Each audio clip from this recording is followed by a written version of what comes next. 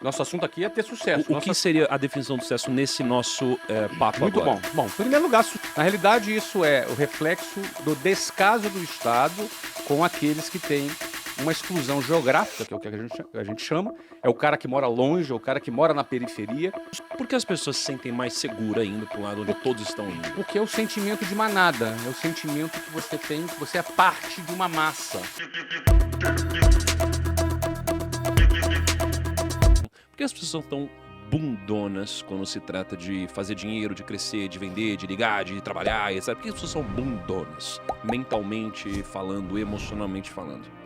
Aliás, primeiro, assumindo que de fato a maioria é. Você considera que isso é uma realidade ou eu tô enganado? Tô assumindo algo que não faz sentido. Vamos lá. Nós estamos ao vivo, no YouTube. Então, ele vai falar assim, não, por um lado, Pra pro todo planeta. outro. Vamos lá, vamos pra lá. todo Não, planeta. vamos pegar na ferida aí, né? Existe uma questão cultural na qual todos nós estamos envolvidos.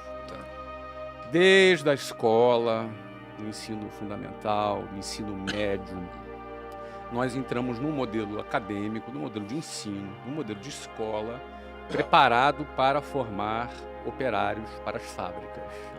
O modelo de ensino nosso, ele data da Revolução Industrial. Então aquela coisa da sirene tocando, não é? Aquela coisa do horário do almoço, aquela coisa bem de fábrica. Então é um modelo que forma numa linha de montagem mão de obra para o mercado. E que bom, porque o mercado precisa de mão de obra. Então tá tudo certo. Acontece que, para você sair dessa linha de montagem, para você sair desse rebanho que é criado um rebanho e esse rebanho vai seguindo. Um boi na frente do outro. Então a visão do boi de trás é a bunda do boi da frente, com o rabo balançando de um lado para o outro. Então você passa a sua vida enxergando a bunda do boi da frente. Perfeito. Sair dessa linha de montagem requer muita coragem, não é fácil. Porque, mal ou bem, seguir a boiada dá uma sensação de segurança. Você está todo mundo indo para um lado, você se sente mais seguro indo para o mesmo lado, quando, na verdade, você deveria justamente para o outro lado. Por que as pessoas se sentem mais seguras indo para um lado onde todos estão indo? Porque é o sentimento de manada, é o sentimento que você tem, que você é parte de uma massa. As pessoas gostam de fazer parte de um coletivo. Se der ruim, dá ruim. Dá ruim pra todo mundo. Mas Então, tem desculpa. é como se fosse diluir o seu risco, entendeu? Eu estou diluindo o meu risco se eu estou junto com todo mundo. Também deve ter uma questão uma questão antropológica, essa questão da autoproteção. Se você, obviamente, num cenário mais hostil, se você voltar alguns milhões de anos atrás, você numa tribo, tu tá muito mais protegido para lutar contra predadores, por exemplo. Mas o fato é que para você se destacar, você tem que, em algum momento da sua vida, sair dessa manada. Como você vai sair desse rebanho? O que é esse rebanho? Esse rebanho segue ensino fundamental, ensino médio, faculdade, emprego e INSS. É isso aqui, ó. É esse o ciclo. E morre. Certo. Tá? É esse aqui o ciclo. Pobre, geralmente pobre. Estatisticamente pobre, dependendo do INSS, que não é uma coisa tão recomendável assim. E no momento onde a gente tem um déficit grande, então assim, ter muitas reformas. E a tendência é ele se aposentar nunca e diminuir o benefício, porque a conta não fecha. O número de entrantes é sempre menor do que o número de beneficiados, porque os velhos demoram mais a morrer, que bom, porque a medicina avançou, e os casais têm cada vez menos filhos. Perfeito. Então, estatisticamente, você vai ter menos pessoas trabalhando no futuro para pagar mais velhos recebendo. Mas então, deixa eu fazer uma pergunta. As massas geralmente estão erradas? A unanimidade costuma ser chamada de burra. A voz do povo não é a voz de Deus, não é? E você, quando segue a maioria, tu vai ter o resultado da maioria. A gente está falando aqui, o nosso assunto é para ter sucesso. Certo. Nosso assunto aqui é ter sucesso. O que seria a definição do sucesso nesse nosso papo Muito agora? bom. Bom, em primeiro lugar, sucesso não é ganhar muito dinheiro. Sucesso é cumprir sua missão. Não é porque não é ou não é porque não é suficiente apenas o dinheiro com a métrica de sucesso? Na minha visão, não é porque não é.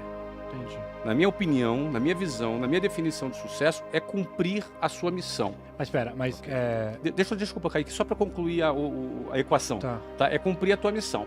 Geralmente, quando você cumpre a sua missão, você cumpre com sucesso a sua missão, geralmente você vai ganhar dinheiro. Por que é geralmente? Porque pode ser que a tua missão seja salvar as baleias no Oceano Índico. Talvez a sua missão seja cuidar dos necessitados da África. Eu não sei se alguém vai ficar rico cuidando dos necessitados da África, mas ele vai ser um cara bem-sucedido. Se ele terminar a vida dele cumprindo a missão dele, ele vai ser um cara bem-sucedido. O final do filme, A Lista de Schindler, ele tem um cara se lamentando profundamente, chorando compulsivamente, porque ainda tinha um relógio. E aí ele percebeu que ele poderia ter comprado alguns judeus a mais para poder salvar esses judeus. Ou seja, na concepção dele, o relógio com o qual ele terminou a vida dele deixou ele triste, porque ele, apesar de ter salvado milhares de judeus, ele poderia ter salvado 1 ou 2 a mais. Então, ou seja, na concepção daquele cara, o sucesso dele não era ser rico. Mas geralmente... Mas a riqueza dele, naquele exemplo específico, poderia ter comprado mais sucesso. Poderia ter Ou seja, comprado. o relógio dele, que era um bem Claro. material, poderia ter, nesse caso, Ele salvado usou, mais pessoas. ele usou 99,9% da riqueza dele. No final da vida ele viu que tinha um relógio. Quem viu esse filme, que não viu, recomendo. É um filme longo, mas é um filme profundo. Preto e Mas, branco. se a gente pegar esse único exemplo, onde, cara, um relógio a mais poderia ter ajudado ele a alcançar mais do objetivo dele, do sucesso dele, logo, o dinheiro, ele está diretamente ligado também à realização. Mas eu falo de um dele como sucesso. consequência. Então, mas é por isso que eu estou dizendo, ele não é só consequência, Mas, ele também gente, pode ser causa. Mas será que Certo? Não, nesse caso era causa. Mas será que o sucesso não tem algumas etapas? Porque, pô, eu tenho certeza que pra vocês, em algum momento da vida, atingir um grau de riqueza, pra vocês era sucesso, e quando você chegou nesse grau de riqueza, vocês perceberam que o sucesso era outra coisa. Era outro degrau. Era outro outra degrau, parada. Não, com certeza. Assim, se eu for falar do meu caso, eu sempre busquei atingir resultados e sempre tive grana também como um objetivo meu. Falando do meu caso especificamente. Por exemplo, meu primeiro degrau, eu queria ser independente dos meus pais. Eu lembro de eu estar trabalhando, preciso ser independente dos meus pais. Cara, é grana. Depois o segundo degrau, cara, eu quero me casar. É grana. Quero abrir minha empresa. Grana. Ou seja, sempre no meu escopo, no meu quadrado, sempre o sucesso e o dinheiro caminharam juntos. No meu caso, a minha busca era muito material mesmo. Eu queria dinheiro. Por quê? Por vários motivos. Porque o dinheiro, ele te dá mais autoconfiança, te dá mais poder, Segurança. né? Te dá segurança, te dá previsibilidade, te dá liberdade, te dá uma série de coisas, te dá experiências.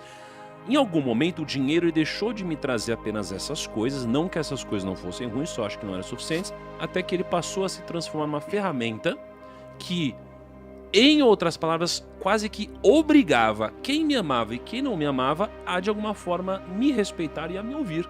E o meu sucesso tem a ver com o que eu falo, tem a ver com a mensagem que eu carrego. Então o dinheiro, ele me trouxe esse senso de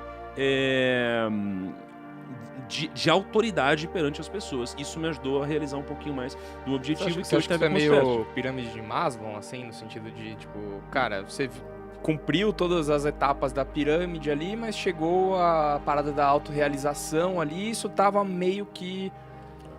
Eu acredito meio que acima, sim, assim, porque do você que, não- do que a própria grana, né? Quando você chega na ponta, você consegue enxergar o que tem ali Então. adiante. Mas antes de chegar, você não sabe o que tem depois. Mas só onde a gente sai dessa... Desculpa, você quer complementar? É só complementar isso para a Tá. gente voltar na lógica lá Isso. do sistema de ensino, que é a primeira pergunta que está aberta ainda. Tem atividades que o dinheiro está muito presente, tem outras que não está. Às vezes o cara é um sacerdote.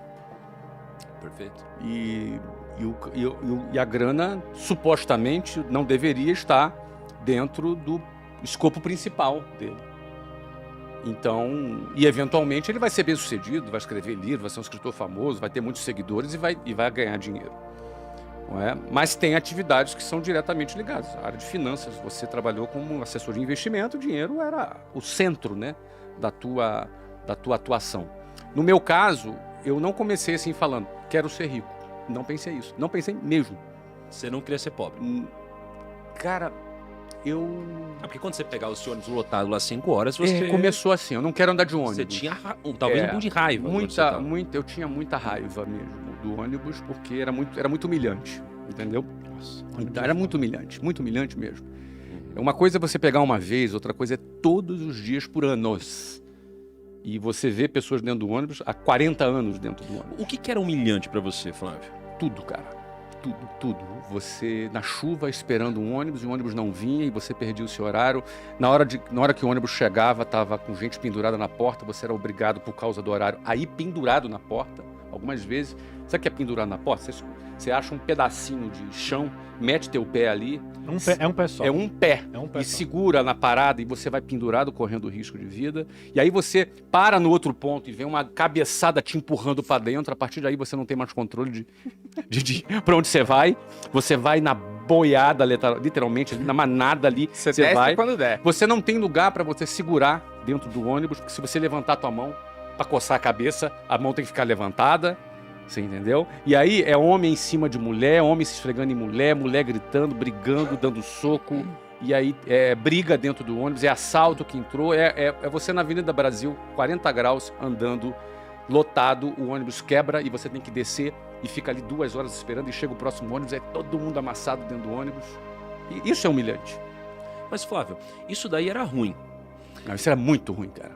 Agora, humilhante, acredito que tem algum componente de você olhar pro lado e sentir humilhado, né? Porque Não, mas é humilhante pelo Estado. Na minha visão, pelo Estado. Pelo descaso do Estado, que de 4 em 4 anos aparecia um palhaço lá, um político palhaço, te fazendo promessas, não é? Te fazendo a tua cabeça Como ali se com ele uma fosse série de mudar. cobranças, como se ele fosse mudar alguma coisa, e anos se passam e tudo continua como está.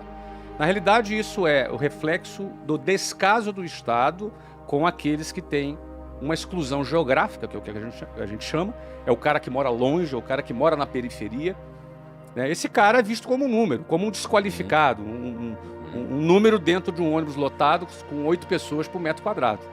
Então, quando eu te falo humilhante, não é uma pessoa humilhando a outra, né? Estão todos no mesmo barco, vivendo aquela situação indesejável, mas que ele tem que se submeter porque ele não tem alternativa. Então, por isso que eu acho que esse cara é um guerreiro, você entendeu? Esse cara, ele tem que enfrentar, já com 10, 11, 12 anos de idade, você entra num ônibus daquele, cruzando várias favelas do Rio de Janeiro, ele tem que enfrentar uma situação dessa. Meus filhos nunca pegaram um ônibus na vida, não sabem nem o que é isso. Agora, grande parte da população brasileira, de São Paulo, aqui da periferia, do Rio de Janeiro, vivem essa situação.